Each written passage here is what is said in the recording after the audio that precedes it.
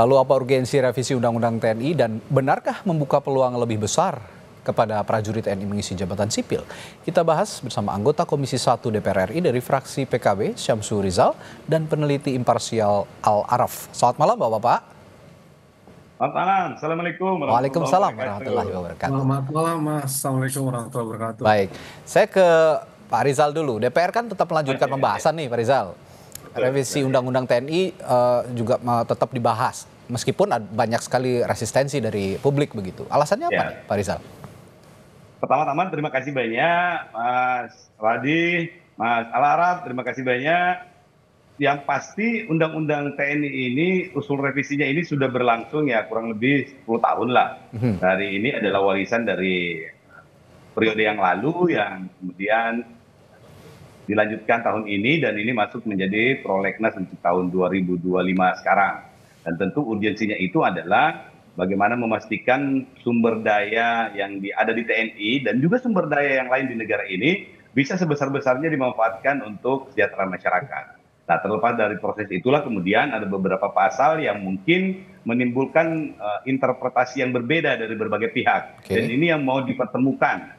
Sehingga seperti saya juga saat ini lagi di Makassar, lagi ngobrol-ngobrol dengan teman-teman PIK Ornob, lagi ngobrol-ngobrol dengan teman-teman polisi, tentara, dan beberapa pihak termasuk BIN tadi siang untuk mencoba menyerap perspektif seperti apa sih sebenarnya yang tanda kutip ditakuti oleh pekerja demokrasi, oleh kalangan sipil, dan apa yang diharapkan oleh TNI itu yang semuanya ini kemudian kami akan diskusikan baik-baik dan insya Allah nanti akan kita bahas betul yang mana yang sebesar-besarnya untuk kemakmuran atau untuk kesejahteraan rakyat. Karena visinya juga kurang lebih sama-sama kita ingin supaya ada percepatan-percepatan dengan kondisi yang begitu dinamis saat ini, kita harus terbuka terhadap berbagai macam peluang dan sumber daya yang dimiliki oleh bangsa ini. Karena Pak Presiden Prabowo juga sudah berkomitmen untuk menggunakan sebesar-besarnya sumber daya yang dimiliki oleh bangsa ini untuk bisa melompat jauh ke depan untuk menyambut Indonesia Emas 2045. Dan semangat inilah yang kemudian mendasari kita untuk menerima revisi ini, kemudian dijadikan sebagai hak inisiatif DPR, dan sedapat mungkin kita juga ingin memberikan banyak catatan-catatan sehingga pada kesempatan yang kemarin itu Mas Al-Araf juga bersama dengan teman-teman dari Imparsial, dari Setara, dan dari berbagai kelembagaan lainnya itu memberikan masukannya, kami sampaikan penghargaan dan terima kasih banyak, dan insya Allah akan kami ramu dan akan kami lanjutkan juga dengan diskusi-diskusi publik. Intinya adalah legal draft yang ada sekarang ini bukan hal yang tabu untuk mendapatkan perbaikan-perbaikan. Tentu dengan berorientasi pada masukan-masukan yang orientasinya sekali lagi itu adalah untuk mempercepat kesejahteraan masyarakat. Demikian. Yang saya pahami juga demikian memang. Tadi juga senada dengan pernyataan Panglima TNI Jenderal Agus Subianto begitu ya, bahwa ini sebenarnya pelibatan TNI dalam program-program pemerintah sangat penting untuk akselerasi program-program pemerintah. Tapi pertanyaan saya begini, apakah kalau bukan TNI program-program itu tidak akan berjalan dengan baik, Pak Rizal? Saya pikir TNI itu merupakan satu entitas negara, entitas pemerintahan yang memiliki keunikan sendiri.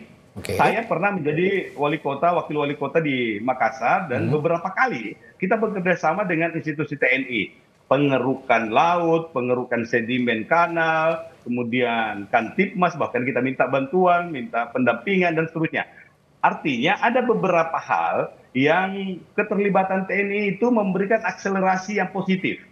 Tentu takarannya ini yang kita mau cari, yang mana yang paling pas. Jangan semuanya boleh, karena memang kewenangan utamanya bukan di situ. Tetapi kita ingin supaya kelebihan yang dimiliki oleh institusi TNI itu juga bisa dimanfaatkan dengan baik. Bukan cuma oleh pemerintah, oleh masyarakat, kemudian juga oleh institusi lain, oleh kementerian, oleh polisi, oleh siapa saja yang bisa memanfaatkan secara positif. Kira-kira filosofinya di situ, Mas. Kalau gitu saya ke Bung Araf. Bung Araf, kalau mendengarkan penjelasan Pak Rizal tadi, tidak semua tugas juga diberikan ke TNI. Nah, dengan penjelasan ini apakah Anda masih menutup pintu rapat-rapat untuk TNI berada di dalam pemerintahan, atau ada perspektif lain jika mendengarkan penjelasan tadi?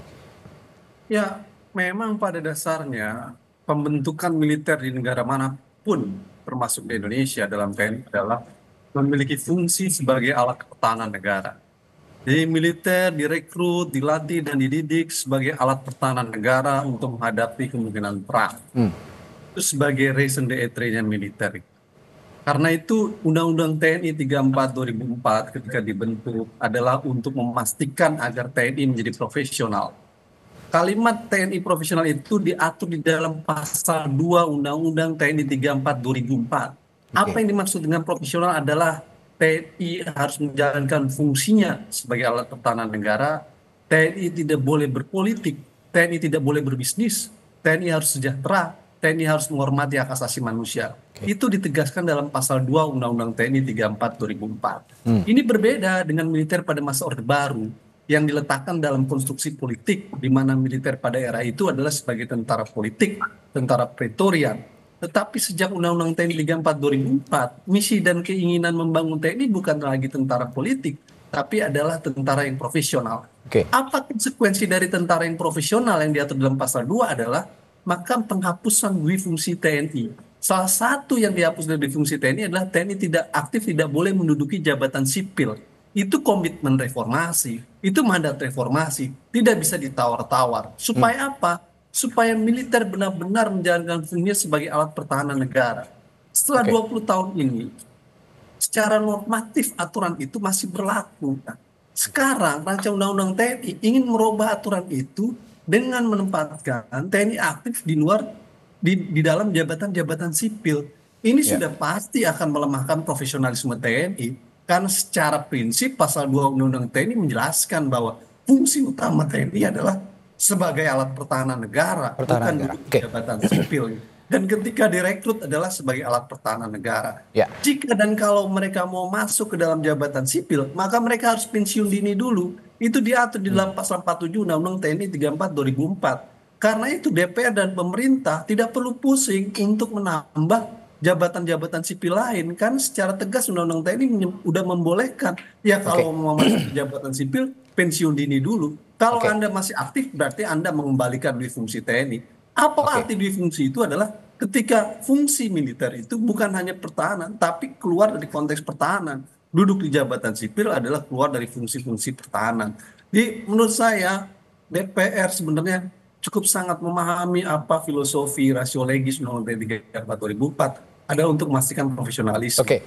Apa yang terjadi sekarang, RUU TNI itu akan membuka ruang mundurnya profesionalisme karena mendorong jabatan sipil. Ya. Belum lagi dampak lanjutan ke birokrasi sipil kalau kemudian itu masuk. Itu Mas. Oke, ini kan sebenarnya ada contoh juga ya yang real begitu saat ini di pemerintahan saat ini. Saya contohkan salah satu saja, ada Letnan Kolonel Infantri Teddy Indrawijaya. Ini menduduki jabatan sebagai sekretaris kabinet begitu. Nah, Anda melihat Bung Araf, kedudukan Letkol Teddy ini sekarang sudah berpangkat Letkol, sudah naik pangkat nih. Bagaimana Anda melihat apakah Anda juga mengatakan bahwa ini akan mengganggu birokrasi begitu. Anda melihat dispute-nya di mana? Kedudukan misalnya saja ya kita mencontohkan Letnan Kolonel Teddy ini. Ya, pengangkatan Mayor Teddy jelas melanggar Undang-Undang TNI 34 2004. Oke. Karena sekretaris kabinet tidak masuk di dalam kementerian ataupun badan yang diperbolehkan oleh Undang-Undang TNI 34 2004. Karena pada waktu itu sekretaris kabinet adalah terpisah dari sekretaris militer dan terpisah dari sekretaris negara. Tapi kemudian dibuat akal-akalan karena yang masuk di Undang-Undang TNI ada sekretaris militer, ditaruhlah di bawah sekretaris militer, sekretaris kabinet tadi itu. Tapi secara prinsip itu tetap melanggar Undang-Undang TNI 34 2004 karena seharusnya mereka harus pensiun dini terlebih dahulu dan itu tidak termasuk dalam Undang-Undang TNI 34 2004. Oke. Dipaksakan diakali ditaruh di bawah sekretaris militer melalui keputusan presiden. Nah menurut saya ini secara prinsip jelas satu tindakan kontrol sipil subjektif tuh. Pengangkatan Mayor Teddy sesungguhnya bentuk politisasi terhadap TNI itu. Oke. Dengan melakukan upaya memaksakan di sekretaris kabinet. Itu poin pertama Mas. Oke. Poin kedua, ini akan berdampak buruk dong terhadap internal organisasi TNI. Mas bayangkan mereka yang operasi di Papua, mereka yang operasi perdamaian di luar negeri, bertahun-tahun, berjenjang karir dari mayor, letkol, kolonel sampai jenderal. Kenapa mereka yang tidak dipilih sebagai sekretaris kabinet? Padahal jabatan sekretaris kabinet itu jabatan level mungkin setara jenderal 1 atau jenderal bintang 2. Ya, Tapi ya. harus Mayor Teddy, seorang mayor yang harusnya Oke. masih harus mengabdi di internal TNI. Jadi dalam konteks pengangkatan itu ada dampak terhadap organisasi. Karena di dalam TNI itu ada jenjang kepangkatan. Seharusnya pemimpin sipil tidak boleh melakukan kontrol sipil subjektif. Baik. Yang dilakukan adalah kontrol sipil objektif. Ini Oke, terjadi. saya ke Pak Rizal lagi. Pak Rizal, ini tadi kan Ya, ini ya. hanya salah satu contoh saja ya, Letnan Kolonel Infanteri Betul, ya. TNI ini. Tapi kata Bung Araf tadi, ya ini salah satu bentuk politisasi dari TNI. Apakah ini yang dimaksud juga kurang selektifnya memilih posisi TNI dalam jabatan sipil? Betul. Jadi apa yang disampaikan oleh Bung Al-Araf tadi, termasuk juga pengangkatan kepala bulog dan Ya, mungkin kepala juga bulog. jabatan yang lain yang tidak terlalu populer, termasuk di BUMN itu adalah bagian dari konsekuensi logis yang diterima, yang mesti kita terima bahwa ada kebutuhan-kebutuhan organisasi yang ternyata oleh Bapak Presiden itu menganggap bahwa bisa diselesaikan kebutuhan itu oleh person di TNI. Yang kemudian Pak Presiden mengeluarkan peraturan Presiden yang mampu memberikan jalan.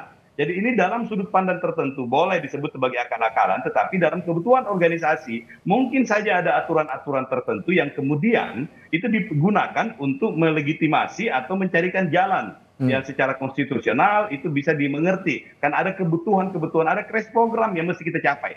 Nah dalam proses percepatan-percepatan itu ada hal yang seperti yang menjadi tren kemarin di Undang-Undang Cipta Kerja, misalnya di Omnibus Law itu, ada percepatan-percepatan yang kita inginkan. Kita sudah tidak bisa lagi melaksanakan aturan-aturan itu seperti yang sekarang ini, tetapi kita ingin supaya reformasi aturan-aturan itu ada percepatan-percepatan yang mampu mengakomodasi perkembangan-perkembangan aktual yang demikian dinamis. Sehingga kita ingin supaya aturan-aturan kita itu bisa fleksibel untuk mengakomodasi berbagai kepentingan-kepentingan aktual. Ini kita butuh untuk lakukan percepatan-percepatan untuk mengantisipasi perkembangan dinamis di luar. Baik. Kalau begitu saya ke Bung Araf lagi, ini saya melihat arah pembicaraan kita sepertinya pelibatan TNI dalam jabatan sipil untuk mendisiplinkan program-program pemerintah supaya lebih lebih bisa berjalan dengan baik. Nah, kalau dalihnya dalih disiplin, apakah itu bisa diterima? Saya rasa persoalan dalih disiplin itu dalih yang tidak memiliki dasar yang kuat. Karena di dalam pegawai negeri sipil mereka punya mekanisme sistem aturan yang menjadi pakem gitu. Nggak perlu dengan mengadakan militer kemudian mereka akan disiplin, tidak gitu. Itu poin pertama. Poin kedua, pemimpin sipil harus memahami hukum. Di dalam negara hukum, hukum yang existing hari ini adalah Undang-Undang TNI 34 2004 gitu.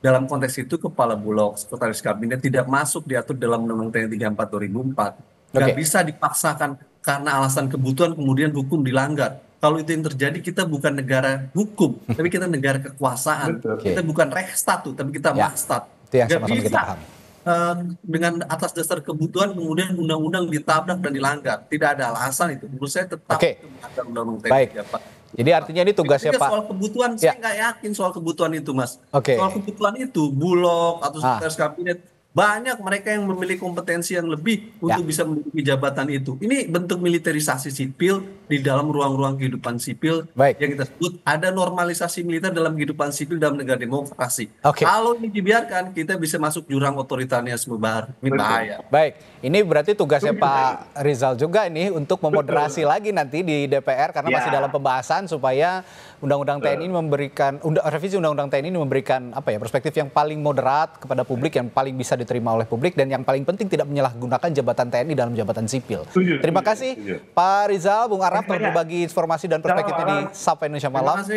Sampai jumpa lagi.